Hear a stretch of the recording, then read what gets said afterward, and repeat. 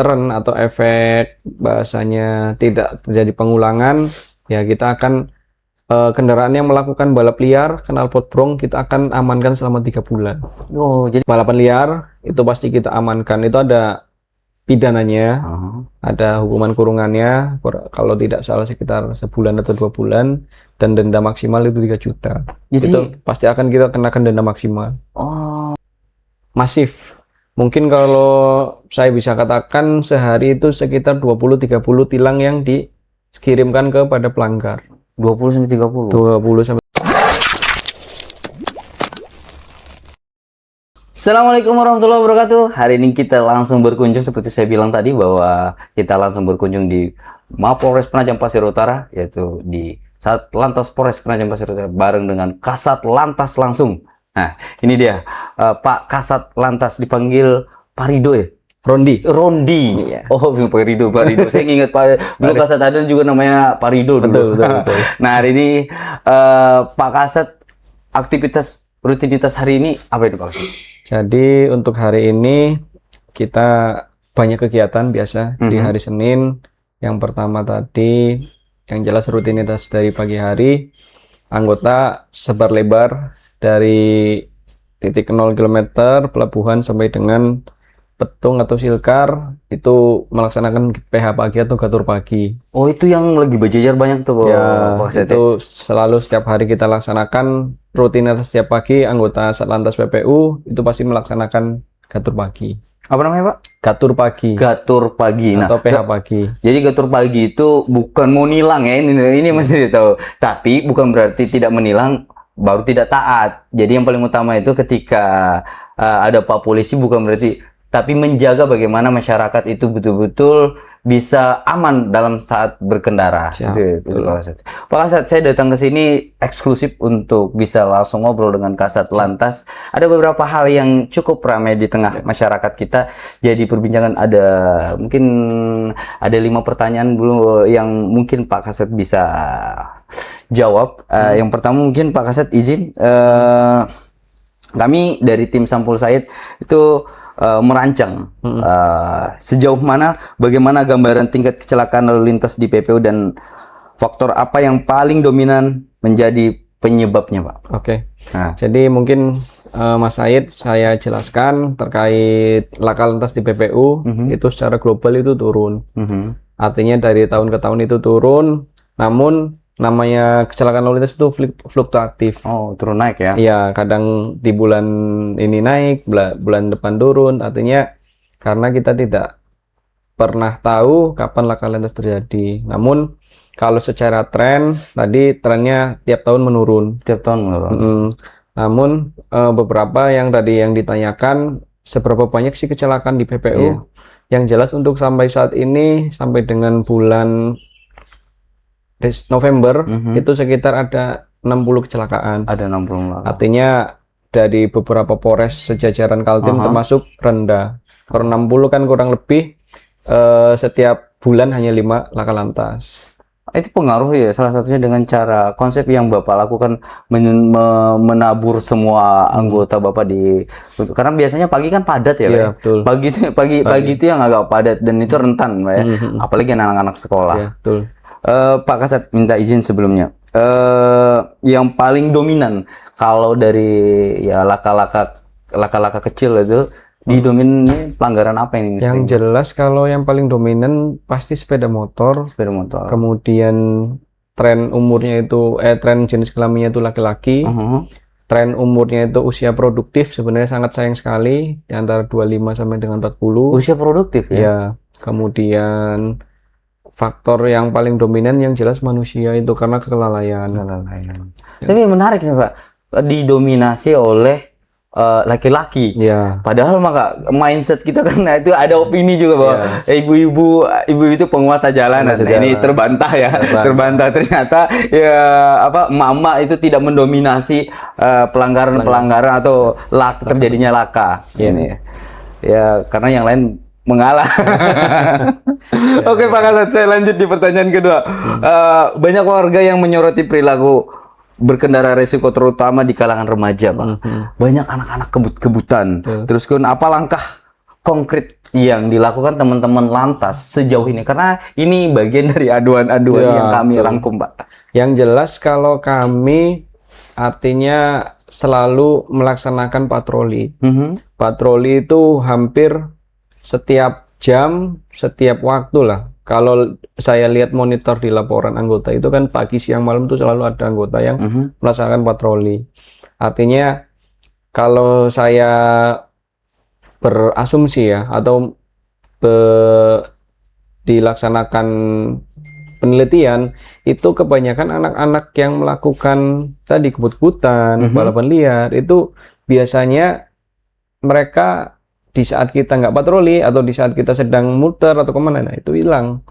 Kemudian ditambah lagi kalau waktu-waktunya kita sudah tahu, biasanya itu di waktu hari Jumat malam Sabtu, Sabtu malam Minggu.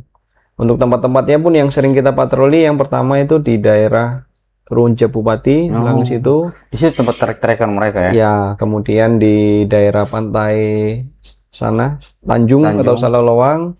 Kemudian beberapa hari juga ada laporan dari Waru, itu namun sudah kita tindak lanjuti.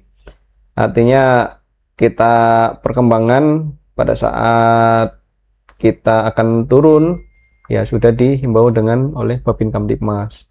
Kemudian di daerah Sepaku juga ada, namun ya itu trennya ketika kita melaksanakan patroli itu pasti akan menghilang. Namun artinya kita sebagai Satlantas tetap melakukan himbauan ya. Yang jelas pasti kita himbauan dari, kita ada fungsi Dikmas Lantas itu yang diampu oleh unit Kamsel untuk melaksanakan sosialisasi dan himbauan pada warga, baik itu kalangan pelajar, kalangan anak-anak sampai masuk ke sekolah, Pak ya. Masuk ke sekolah. Kemudian dari unit preventifnya kita ada patroli. Kemudian untuk memberikan efek deteren atau efek bahasanya tidak terjadi pengulangan, ya kita akan kendaraan yang melakukan balap liar, knalpot brong, kita akan amankan selama 3 bulan. Oh, jadi kendaraannya yang diamankan. Jadi ingat ya, ini bagian dari atensi bahwa sebenarnya knalpot yang brong ya namanya. Brong atau knalpot yang tidak sesuai dengan spek teknis. Tidak sesuai dengan spek teknis di kendaraan. Itu akan ditilang selama 3 bulan sebagai punishment atau hukuman orang yang tidak taat, khususnya karena yang bising banyak juga orang terganggu ya. Betul, karena masyarakat sekarang kan artinya premisnya seperti ini. Masyarakat yang atau anak-anak yang melakukan balapan liar itu identik menggunakan knalpot brong. Nggak mungkin orang yang balapan itu knalpotnya standar. Jadi harus nyaring ya. Kan agak sedikit pembualan mungkin biar kelihatan, biar kelihatan seolah-olah ngebut kan. Biar keren gitu ya. Jadi makanya kita atensi betul. Kemudian juga ada perintah dari Korlantas terkait balapan liar, itu pasti kita amankan. Itu ada pidananya, ada hukuman kurungannya, kalau tidak salah sekitar sebulan atau 2 bulan, dan denda maksimal itu 3 juta. Jadi itu pasti akan kita kenakan denda maksimal. Oh, ada kurungan juga? Ada kurungan. Jadi anak-anak yang ngebut-ngebut bisa dikurung, Pak ya? Bisa, tapi tergantung dari hakim nanti. Hakim lah yang menentukan, Pak ya. Ya kalau di bawah umur ya kadang susah juga, Pak. Ya, itu lagi yang jadi polemik ya. Karena kan biasanya anak-anak remaja lah yang biasa melakukan itu. Kalau ya tua mungkin terlambat remajanya. Oke Pak Kasat, saya lanjut di pertanyaan yang ketiga itu. Karena ini yang cukup viral nih Pak. E-tilang Pak. E-tilang nih Pak. E-tilang. Bagaimana pemanfaatan teknologi seperti e-tilang dan digitalisasi pelayanan meningkatkan efektivitas penindakan dan pelayanan publik di Penajam Pak? Gimana Pak? Jadi terima kasih nih Mas Said, sekalian saya sosialisasi ya. Artinya di PPU ini, masyarakat PPU, tilang elektronik kita sudah berjalan, ada 3 titik di Ar-Rahman 1, titik di Gerbang Madani 1, titik di Sipang Gobe 1. Semuanya itu mengcapture dan beberapa sudah kita kirimin surat cinta tilang atau surat cinta. Surat cinta dikirim udah surat cinta. Jadi jangan kaget tiba-tiba ada surat cinta datang ke rumah. Ya karena memang cara berkendaranya yang masih kurang tepat. Karena bisa membahayakan orang lain mungkin atau tidak taat sesuai dengan aturan yang berlaku. Jadi tambahan lagi ketika sudah dikirimin surat tilang, itu masyarakat diwajibkan konfirmasi lewat, bisa datang ke Polres atau lewat aplikasi. Tapi kalau belum tahu, saya sarankan ke Polres. Kemudian kalau tidak terjadi konfirmasi selama 14 hari, itu bisa dilakukan pemblokiran kendaraan. Jadi kalau selama 14 hari dia tidak lakukan konfirmasi ulang terkait tentang masalah tilang, kendaraannya kan diblokir. Gitu. Jadi bayar pajaknya itu terblokir. Artinya dia harus ngurus ke Samsat ulang lagi, Pak. Ya, betul. Oke, itu menarik nih, Mbak. Informasi, kalau bilang anak sekarang tuh nice info. Nice info. Pak Kasat, sejauh ini ada kendala tidak dengan e-tilang? Sejauh ini alhamdulillah, artinya sejak saya menjabat ya, saya menjabat, mungkin di awal-awal memang agak susah karena berkaitan dengan teknologi adaptasi. Namun seiring berjalannya waktu itu sudah mulai masif. Mungkin kalau saya bisa katakan sehari itu sekitar 20-30 tilang yang dikirimkan kepada pelanggar. 20-30 surat tilang yang dikirimkan melalui etle kepada pelanggar. Namun kalau kita akomodir semua itu setiap hari itu tercapture sekitar 1.800-an. 1.800. Yang rawan biasanya tercapture terus kemudian dijadikan atensi dari teman-teman lantas, salah satunya apa? Yang jelas kalau kita penggunaan helm. Penggunaan helm. Kan dari awal saya masuk itu ada program helmisasi. Kemudian ditambah lagi pada saat ini operasi zebra, salah satu sasaran utamanya itu tidak memakai helm. Ya, yang jelas itu yang pengendara-pengendara yang tidak memakai helm kita pasti kirimi surat cinta. Kirim surat cinta atau surat tilang ya. Surat cinta beneran tuh. Ya, yang jomblo kalau mau coba dapat surat cinta boleh lah ngelanggar dapat surat cinta juga. Oke. Arus kendaraan di beberapa titik PPO sering mengalami kepadatan, Pak, di pagi. Walaupun sebenarnya Bapak sudah bahas ya, momentum hadirnya IKN biasanya itu berpengaruh atau tidak, Pak? Terus kemudian ada tidak formula yang kemudian dilakukan dari teman-teman Polres untuk mengantisipasi kepadatan? Yang jelas kalau kita bisa deteksi ya, artinya kepadatan di PPU ini artinya tidak terlalu signifikan. Signifikannya terjadi pada saat yang pertama momen tertentu. Yang pertama itu di saat haulnya guru kumpul. Tapi itu hanya harus baliknya. Itu cara penanganannya gimana? Cara penanganannya di sini kita ada dua. Yang pertama kita melaksanakan rekayasa lalin. Artinya ketika di ferry ini sudah overload, kita akan alihkan ke silkar jalurnya. Namun di ferry pun kita berlakukan satu jalur atau satu lajur. Artinya tidak boleh kendaraan itu tiba-tiba mendahului untuk masuk ke kapal. Itu sesuai antrian. Kemudian yang kedua, momen di saat libur lebaran. Libur lebaran itu berada di pantai Tanjung Jumlai.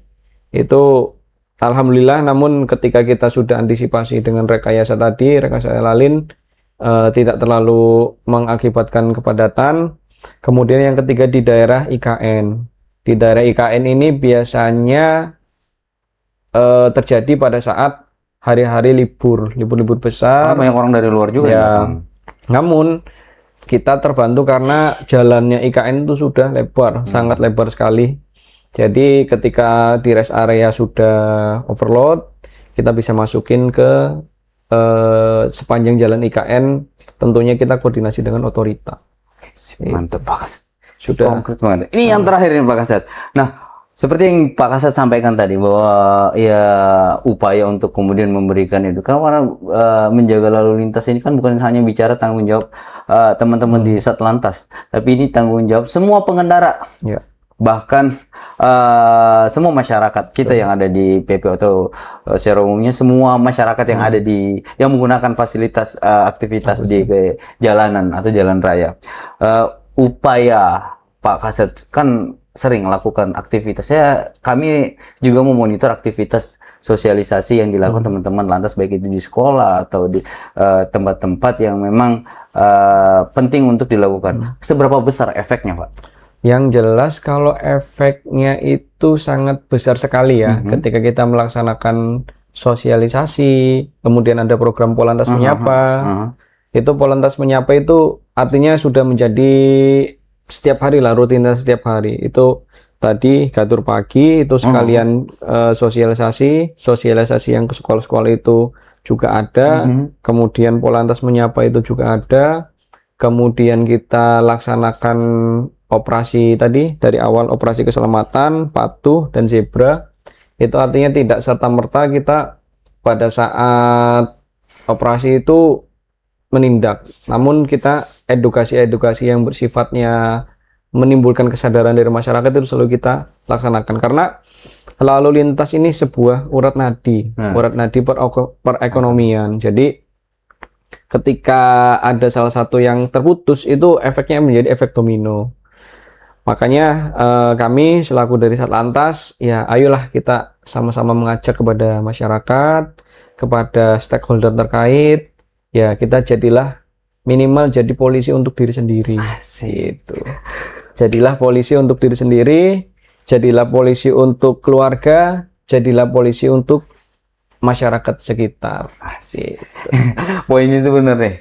Kalau kita udah bisa menjadi polisi untuk diri kita sendiri, secara otomatis kita bisa menjaga lingkungan kita, keluarga, dan diri kita sendiri. Gitu, ya.